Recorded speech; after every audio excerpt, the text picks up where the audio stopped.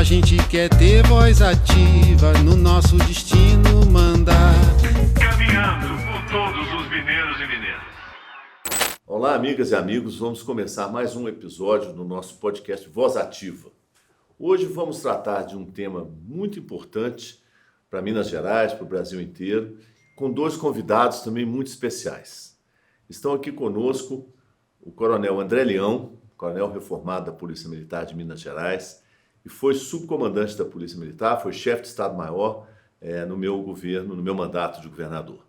E junto com o André Leão, está aqui um outro amigo também, o delegado aposentado da Polícia Federal, Dr. Sérgio Menezes, hoje advogado, foi superintendente regional da Polícia Federal em Minas Gerais, foi também superintendente no Espírito Santo e foi secretário de Segurança Pública no meu mandato como governador. Então são duas autoridades, para usar o termo da segurança, mas enfim, são dois especialistas na área de segurança pública que têm muito a dizer sobre isso e é com eles que nós vamos discutir o tema segurança pública, não só em Minas, mas também no Brasil. E eu quero começar, meus amigos, mencionando um fato dessa semana, que me causou uma grande surpresa, mas, por outro lado, também revela um pouco duas coisas.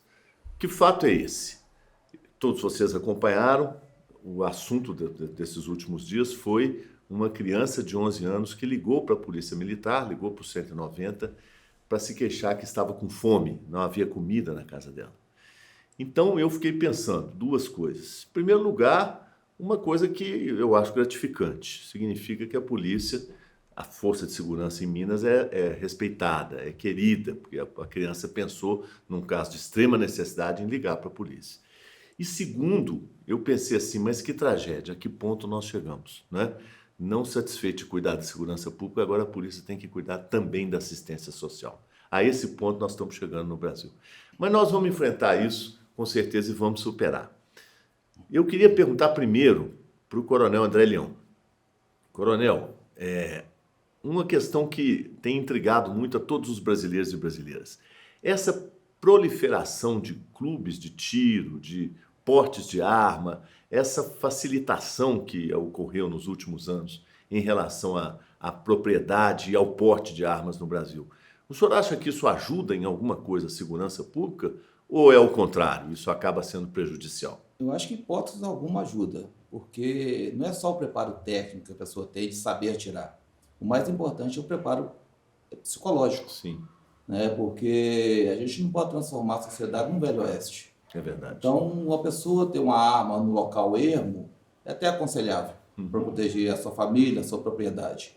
Mas transitar armado no meio de pessoas, tentando levar uma vida normal com a arma na cintura, isso é impossível. É verdade. É a mesma opinião sua, doutor Sérgio Menezes? Primeiro, uma satisfação imensa estar aqui reunido com o governador, o coronel André Leão, e dizer que essa situação ela tem tido um desvirtuamento. Sim. A atividade esportiva de caça ela é legítima, mas estão dando porte para que as pessoas trafeguem,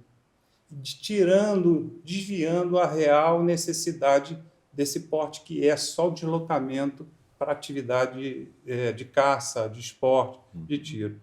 E essa questão ela precisa ter o rigor, porque essas armas estão caindo no crime organizado, estão indo para a mão de quadrilhas por conta disso, porque está faltando fiscalização e que essa atividade seja efetivamente voltada para aquela finalidade, que é o esporte, a caça, e outra nessa questão. Eu acho, doutor Sérgio, que houve, eu não sei se eu estiver falando uma coisa equivocada, vocês me corrijam.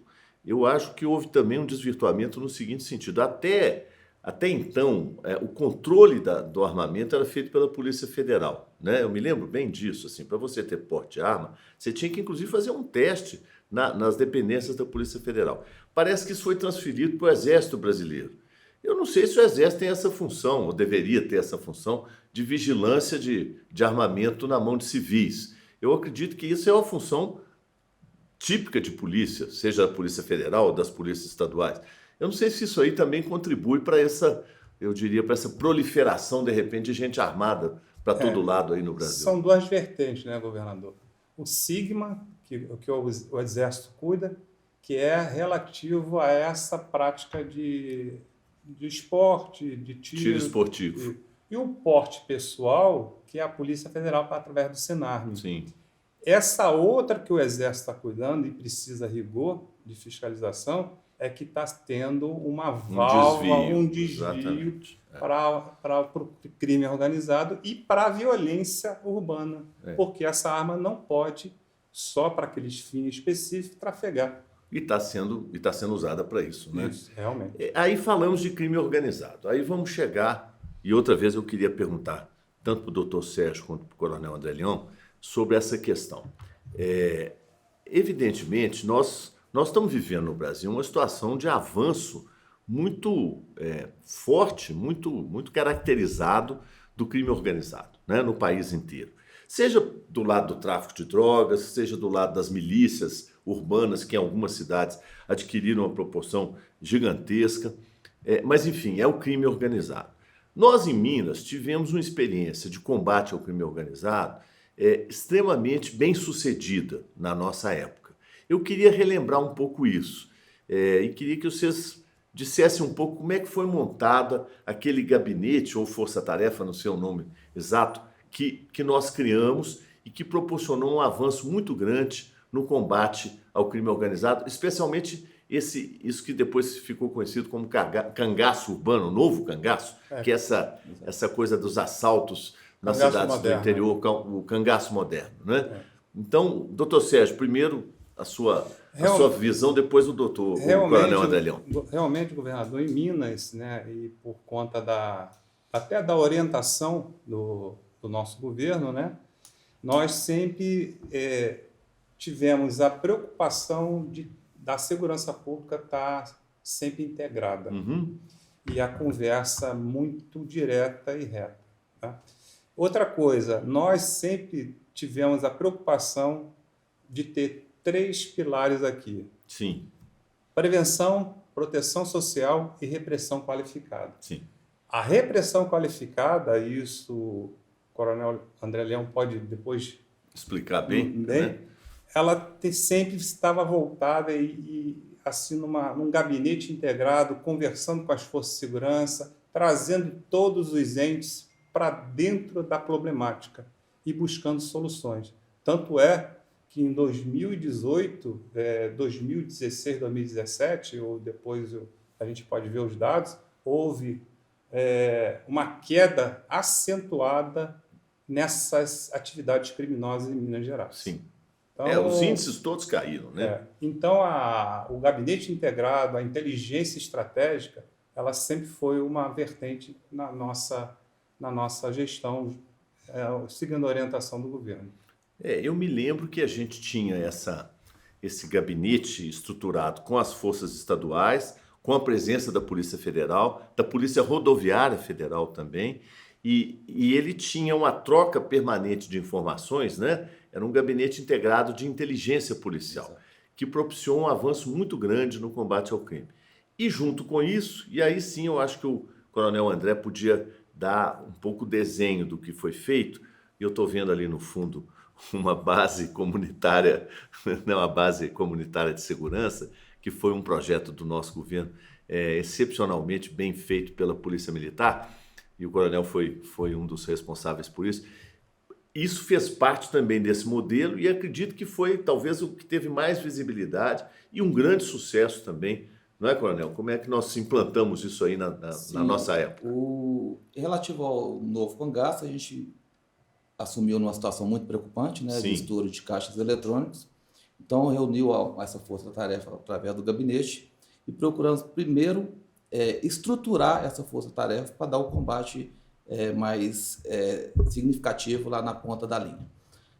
Houve treinamento em todas as regiões da Polícia Militar, em todas as regiões houve treinamento específico para a tropa que ali atua, né, que é o primeiro combate, é sempre com a tropa dali, e o sistema de inteligência que foi montado através de equipamentos para antecipar qualquer tipo de atitude de ação desses marginais.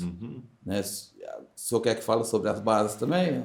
Não, vamos encerrar essa parte, quer dizer, encerrar não, mas enfim, fazer uma vírgula aqui nessa questão da inteligência policial, porque nós vamos ter que voltar a ela mais adiante. Eu queria que você falasse um pouco sobre esse projeto, que aí é um outro tipo de segurança, aquilo que o Menezes falou, é a prevenção, né? É criar um ambiente de segurança urbana, e no caso de Belo Horizonte foi muito eficiente isso aí, até hoje é um modelo que está implantado e funcionando bem, né? Exato, a base de segurança ela é voltada com 2 objetivos. Primeiro, a segurança subjetiva da população. Sim. E segundo, se tornar uma referência para a população de saber que naquele local específico tem a presença da Polícia Militar e em qualquer necessidade está ali para o seu socorrimento. Então, a gente usou a divisão de Belo Horizonte e das demais cidades que eram divididos por setores. Em Belo Horizonte eram 86 e a gente colocou em cada setor desse uma base comunitária com 2 motos para fazer o patrulhamento preventivo, né, e se tornar essa referência para a população. Inicialmente seriam 10 horas por dia, mas o projeto ampliava para 20 horas diárias essa base de funcionamento da Com base. tecnologia embarcada. Com tecnologia embarcada, onde ali ele poderia fazer o seu boletim de ocorrência sem a necessidade de deslocar a um local mais distante, com bases posicionadas estrategicamente em corredores e locais de visibilidade a 3 quilômetros uma da outra, ou seja, a população tinha sempre uma PM perto, né? E reforçando a fala do coronel, essa base ela é móvel. Então, Sim. a incidência criminal que vai dar dentro do estudo, né? Vai dar essa mobilidade para ela também. Se No aumentar início, um pouco o índice de criminalidade na outra região, você desloca para ali, não é isso? Não é bem Não é isso. bem isso. Não é bem isso. O não. projeto era esse. A base é realmente se tornar uma referência e ficar ali posicionada, que é uma base de segurança comunitária que ficar fixa ali naquele local para se tornar uma referência. Se ela move de local, a população perde essa referência. Entendi. Então, o que movimentava eram as motos que estavam ali, né? E a intenção inicial era que você mora naquele setor, você está saindo de férias, você iria lá à base, você está saindo de férias. E através de um cartão-programa, essas motos fariam o patrulhamento preventivo, protegendo o patrimônio, protegendo as pessoas. Mas foi feito um estudo para criar a base dentro de uma incidência criminal quente, né? Vermelha. Sim, para poder, onde é o que acontece, né? Onde acontecia o problema. Sim. Então, elas foram posicionadas estrategicamente e a gente precisava também de pontos de apoio, né, para o policial militar, em termos de alimentação, em termos de necessidades fisiológicas. Então, foi pensado isso tudo, foi um trabalho muito bem elaborado pela equipe da Polícia Militar, de posicionar essas bases em regiões que realmente a população iria recorrer. Agora, por que, coronel, que isso não foi adiante? Porque você falou aí que no primeiro momento era para ser 10 horas, que é o que é até hoje, mas depois nós vimos expandir para 20 horas de funcionamento por dia. Por que é que isso não foi levado adiante? Para chegar a esse total o efetivo de 20 inicial horas. que foi utilizado na base foi o efetivo da reestruturação da PM, onde a gente tirou parte do efetivo administrativo. Inicialmente foi feito um mapeamento de processos para poder fazer esse enxugamento do efetivo administrativo, né, que trabalha internamente, e colocar esse efetivo à disposição da população. Então, o primeiro efetivo das bases foi justamente esse efetivo que era administrativo, né, que a gente colocou na missão principal da Polícia Militar, que é o policiamento extensivo. Isso. E no final do governo, no final do comando, a gente deixou um concurso já pronto, né, que seria ser incluído no mês de fevereiro ou março de 2019, o qual esse efetivo seria para complementar esse efetivo das bases e torná-la 20 horas. Os novos soldados policiais que seriam incorporados, né, nesse concurso que estava praticamente pronto, iriam para esticar o horário de funcionamento das bases. Para 20 horas. Tá. Né? Só que houve adiamento por mais de um ano dessa inclusão e quando foi feito, o efetivo já estava defasado e não foi destinado nenhum policial militar para aumento desse tempo. É uma pena, viu? Porque é um projeto muito bem sucedido, né? Testado. Na verdade, ele já tinha sido testado antes, que eu me lembro que quando eu fui prefeito, e o coronel André trabalhava comigo nessa época na prefeitura, mas ele era capitão. Nós começamos a implantar o projeto só no centro de Belo Horizonte. Você se lembra disso, né, André? Sim, lembro. No hipercentro, né? Com algumas bases comunitárias que a prefeitura doou para a Polícia Militar. E aquilo foi um teste que deu certo e a partir dali é que a PM desenvolveu esse projeto, que agora eu acho até que já chegou a algumas cidades do interior também, mas ainda incompleto. Eu acho que poderia ter avançado mais. É uma pena que a gente não tenha nesse governo É atual. um projeto maravilhoso, é uma ação muito boa. A gente colocou 219 bases em No Minas estado Gerais, inteiro, no estado inteiro. exatamente. Na região metropolitana foram 149, né? 86 em Belo Horizonte, As outras 50 aqui. na região de Contagem e mais 13 na região de Vespasiano e Santa Luzia. Esse é um projeto muito bem sucedido, assim como a inteligência, o gabinete integrado, não sei se o nome era esse, de inteligência policial, que foi o que o Menezes administrou, né, na secretaria com a participação da Polícia Militar, e que deu sucesso, deu êxito, deu sucesso na queda do índice de criminalidade. Naquela época, você lembrou bem, era o rombo o arrombamento de caixas, né, explosão de caixas eletrônicas. Né? Estava começando esse outro fenômeno, que é ocupar pequenas cidades para assaltar. Agora, isso também é inteligência, né, gente? Se não tiver aqueles instrumentos que a polícia, nesse caso a polícia judiciária, e também uma parte da polícia militar sabe usar bem, que é a escuta, né, telefônica, a quebra de sigilo com mandato. Veja bem, deixar claro aqui para os nossos assistentes que tudo que nós estamos falando aqui é rigorosamente dentro da lei. É feito com mandato judicial, com devido processo legal. Nós não fizemos nada que ferisse as determinações constitucionais e institucionais sobre os procedimentos policiais. Aliás, essa eu acho que tem que ser um grande orgulho nosso, porque Minas Gerais se esmera nisso aí, não é? Bom, nós vamos continuar essa conversa, que eu acho que está muito produtivo, porque eu tenho mais algumas coisas para perguntar para vocês, logo depois, num pequeno intervalo que nós vamos fazer agora.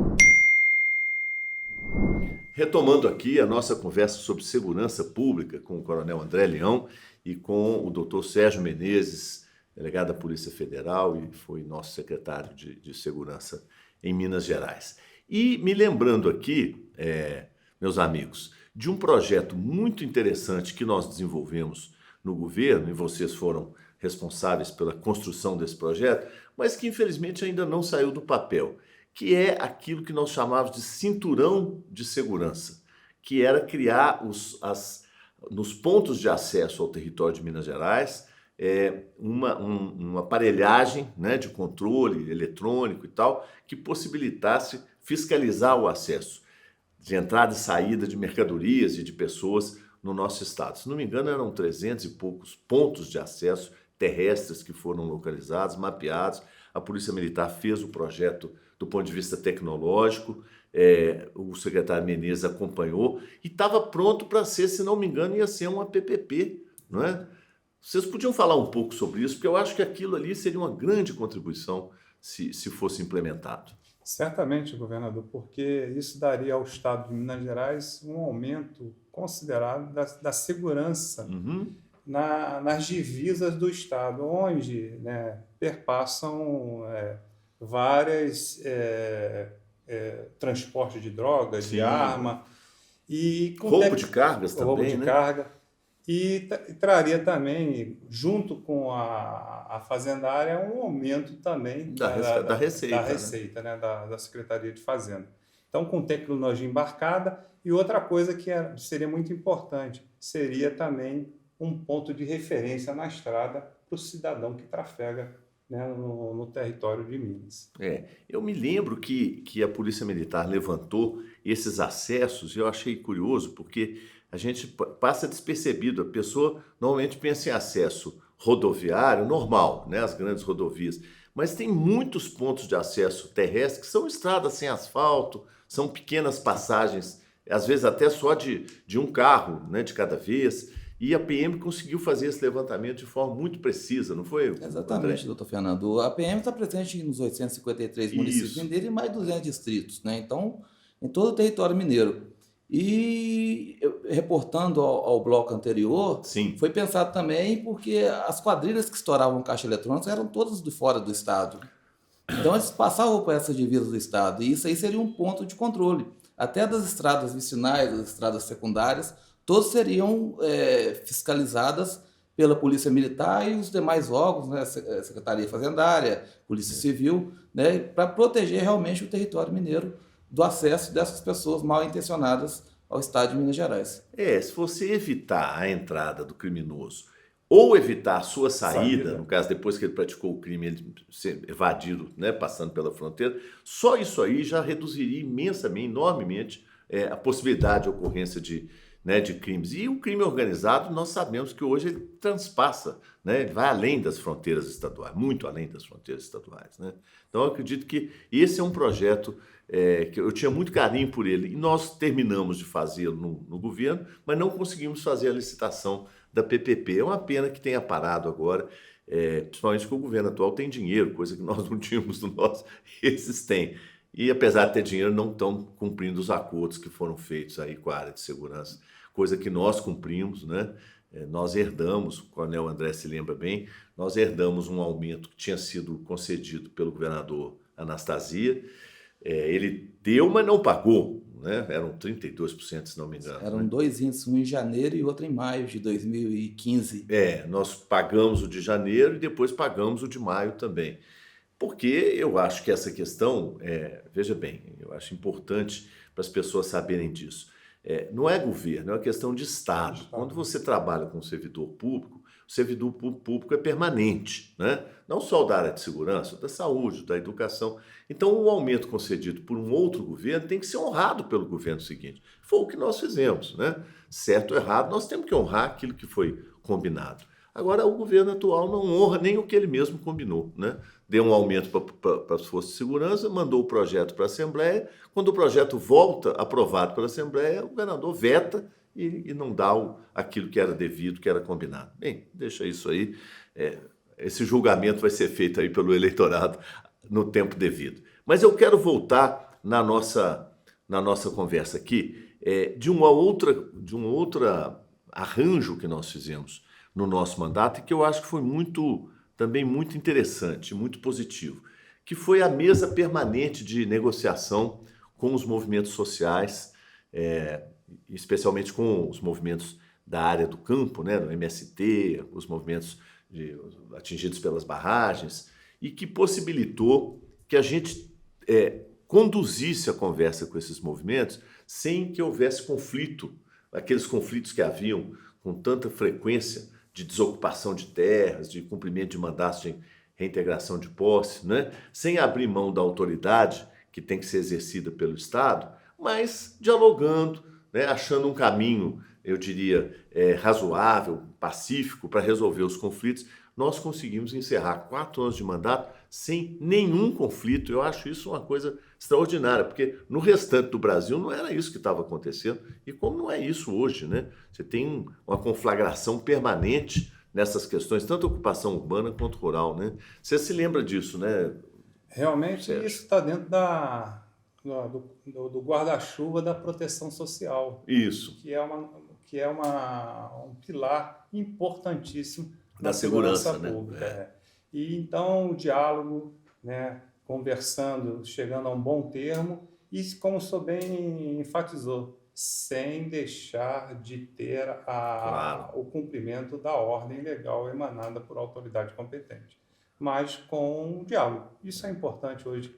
A gente tem que ter diálogo com essa população, que é uma população que realmente é mais, né, enfraquecida. É mais carente. Assim, né? E até me lembro, acho que o Glória, né, é um exemplo muito forte disso, desse diálogo, né? Lá em Uberlândia, né? É a maior ocupação urbana do Brasil, deve ser uma das maiores da América Latina, né? Hoje é um bairro. E aquilo tinha que ser feita a reintegração de posse, o que era um absurdo, mas a Polícia Militar chegou a receber um mandato para reintegrar. Na época, nós conversamos com o comando da polícia, era absolutamente inviável, né? Não tinha como cumprir. Mas nós conseguimos.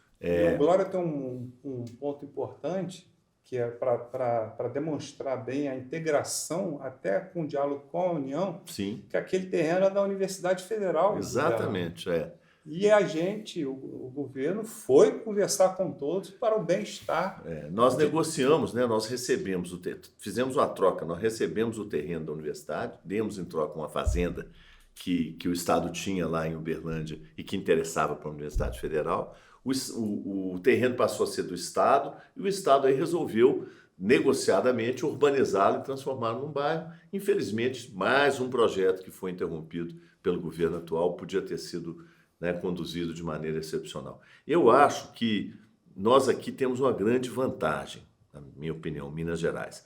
Nós temos uma polícia que é muito respeitada. Falo da polícia militar, mas falo também da polícia civil, né? Tanto a polícia judiciária, que é a civil, quanto a polícia ostensiva, que é a polícia militar, no caso de Minas Gerais, são forças de segurança respeitadas pela população. Eu sempre trabalhei com a ideia de que a polícia tem que ser respeitada. Ela não precisa ser temida, aliás, nem deve ser temida. Esse telefonema dessa criança que eu abri aqui o nosso diálogo, lembrando isso, é muito simbólico disso aí, não é? Uma criança, 11 anos de idade, numa situação de extrema carência, de penúria, se lembra de ligar para o 190. Significa que essa é uma referência positiva da população, né? E nós temos que preservar isso, nós temos que tratar de forma muito adequada as nossas forças de segurança, porque elas são um pilar importantíssimo da segurança social que o Menezes lembrava aqui. E reforçando a fala do senhor, além da Polícia Militar e da Polícia Civil, referências também o Bombeiro e a Polícia Penal de Minas Gerais, com que certeza. são referências para com o certeza. país. O Bombeiro, nos dois trágicos episódios de Mariana e de Brumadinho, deu um exemplo, né, imenso de capacidade, de dedicação. Então, eu acho assim, os mineiros e mineiras, desse ponto de vista, estão bem servidos, né? Sem nenhum demérito nem desprezo pelas outras corporações policiais do Brasil, mas, de fato, nós temos corporações muito efetivas. E eu acho que a gente tem que trabalhar para que elas permaneçam desse jeito, né? E aí eu queria só, antes de terminar, fazer uma pergunta muito específica, porque é um tema que tem aparecido muito nessa questão policial, que é o uso das câmeras nos uniformes dos policiais. Está sendo adotado já em alguns estados brasileiros, parece que em São Paulo começou agora, e no mundo inteiro já virou uma prática. Principalmente o coronel André Leão, que foi subcomandante da polícia, tem uma trajetória longa na Polícia Militar. O que o senhor acha dessa inovação, coronel? Eu acho fundamental porque você resguarda a ação policial, Sim. a boa ação policial, né? Faz com que o policial haja tecnicamente, né, sem exceder a sua autoridade. Sim.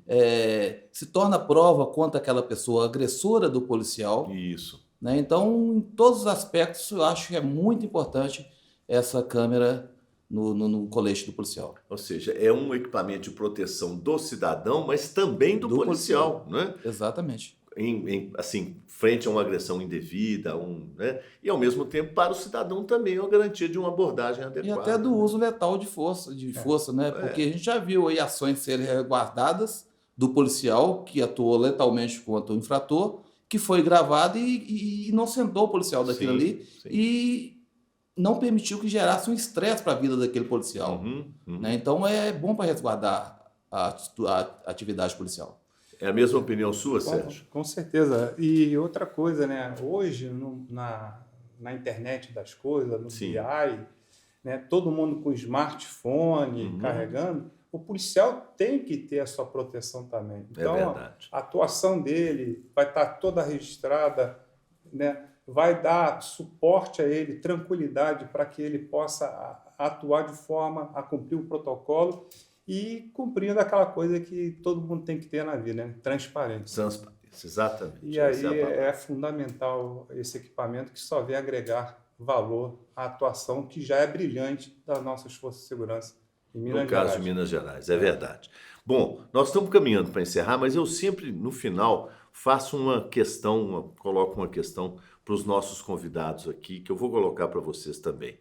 E aí, cada um de vocês vai poder responder da forma que achar mais adequada. Se você tivesse possibilidade de determinar uma prioridade, uma única, na área de segurança pública, você não pode escolher duas nem três, dizer que não, é uma. Você tem possibilidade de mexer numa questão, seja ela uma lei, uma alternativa de procedimento, uma prioridade. Qual que você acha que seria, doutor Sérgio Menezes, essa primeira prioridade na área de segurança pública? Olha, eu não daria uma opinião relativa à segurança pública, Sim. mas eu daria uma política de proteção social a todas as crianças e adolescentes que estão em comunidade e que estão sem a cobertura do Estado, sem a proteção do Estado. Entendi. Esse é o início de tudo, entendeu? Se a gente quer ter uma segurança pública melhor, a gente tem que cuidar das nossas da infância crianças, e adolescência. da infância e adolescência. Essa seria A prioridade. a prioridade. Número 0, digamos assim. Número 0. É interessante ouvir um especialista em segurança pública falando de proteção social como o eixo inicial, primordial, para depois você não ter que corrigir, porque a segurança é sempre uma consequência, né? Com certeza. É posterior. E Muito aí, interessante senão a gente, isso. como diz no jargão policial, fica enxugando gelo. É verdade. Exatamente. E eu quero ver a opinião do Coronel André Leão, ele que teve uma carreira brilhante na Polícia Militar e enfrentou situações, digamos assim, ostensivas, né? Enfrentou o crime de maneira ostensiva. O que você alteraria? Qual que seria a sua prioridade? Não é nem alterar, doutor Fernando, é reforçar o que nós fizemos inicialmente que surtiu efeito, que é complementar a reestruturação que nós fizemos e colocar esse policial da Polícia Militar a serviço do cidadão. Sim. Né, de você colocar efetivamente a serviço da população, retirá-lo de dentro dos quartéis, terceirizar o que pode ser terceirizado, né, em contratação de mão de obra para manutenção de quartel, postos de combustível, e colocar esse policial realmente a serviço da população. Né, porque você não precisa ter um efetivo vultuoso na Polícia Militar, você precisa ter um efetivo à disposição da população. Então, se você infla os quartéis de policiais militares e a criação de um batalhão, a criação de uma companhia agrega muito policial interno, né? Isso aí não pode haver uma modernização desse sistema. Você tirando esse policial dentro do quartel, você está colocando a serviço da população e tornando a população mais segura, até subjetivamente. Né? Não é você ter a presença policial, você saber que se você precisar, o policial vai estar ali para te socorrer. Vai estar efetivo, né? Então são duas visões muito interessantes. A visão do Dr. Sérgio de reforçar um capítulo antecedente da segurança.